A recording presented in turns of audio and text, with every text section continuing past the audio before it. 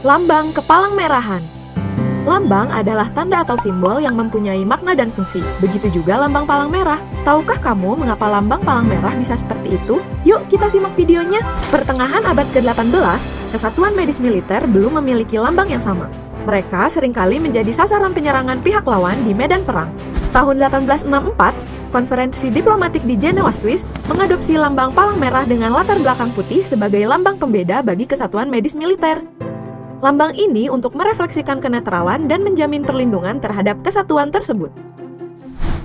Tahun 1876, Kerajaan Ottoman Turki menggunakan lambang bulan sabit merah sebagai pengganti lambang palang merah. Tahun 1929, konferensi diplomatik mengadopsi bulan sabit merah dan singa matahari merah sebagai tanda pembeda atas permintaan Turki, Persia, dan Mesir. Namun, sejak Persia menjadi Republik Iran pada tahun 1980, lambang bulan sabit merah digunakan sebagai pengganti singa dan matahari merah. Sebagai penutup usulan lambang, tahun 2005 disahkan protokol tambahan 3 tentang lambang kristal merah yang berstatus sama dengan dua lambang sebelumnya.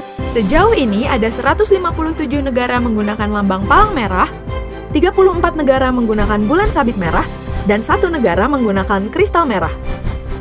Di Indonesia, Badan Palang Merah dibentuk pada 17 September 1945 dengan nama Palang Merah Indonesia atau PMI dengan ketua pertama Dr. Andes Muhammad Hatta. PMI dibentuk atas perintah Presiden Soekarno pada Menteri Kesehatan Kabinet 1, Dr. Buntaran Martoatmojo. PMI diakui secara internasional oleh ICRC dan IFRC pada tahun 1950. Saat ini, PMI diperkuat legalitasnya sebagai satu-satunya perhimpunan nasional di Indonesia melalui Undang-Undang Nomor 1 Tahun 2018 tentang Kepalang Merahan, yang juga menegaskan bahwa Indonesia resmi memilih lambang palang merah yang digunakan oleh Satuan Kesehatan TNI dan PMI.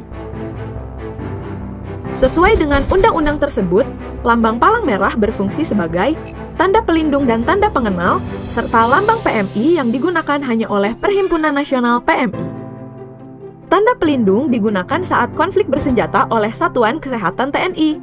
Dapat juga digunakan oleh tenaga kesehatan, rumah sakit, dan sarana transportasi sipil setelah mendapat izin dari Panglima TNI. Sedangkan tanda pengenal berfungsi sebagai penanda personel, kendaraan, dan tempat dari lembaga resmi yang melakukan pertolongan dan bantuan pada saat kerusuhan dan gangguan keamanan. Pengguna selain PMI harus seizin tertulis dari pengurus pusat PMI. Pengaturan lambang dalam undang-undang memberikan perlindungan dan akses yang lebih luas dalam memberikan bantuan pada masyarakat bagi PMI atau pihak lain yang berpartisipasi. Penyalahgunaan lambang palang merah oleh individu, kelompok, lembaga, organisasi, dan korporasi untuk mencari keuntungan dapat dikenakan sanksi penjara maksimal 10 tahun dan denda pidana maksimal 10 miliar rupiah.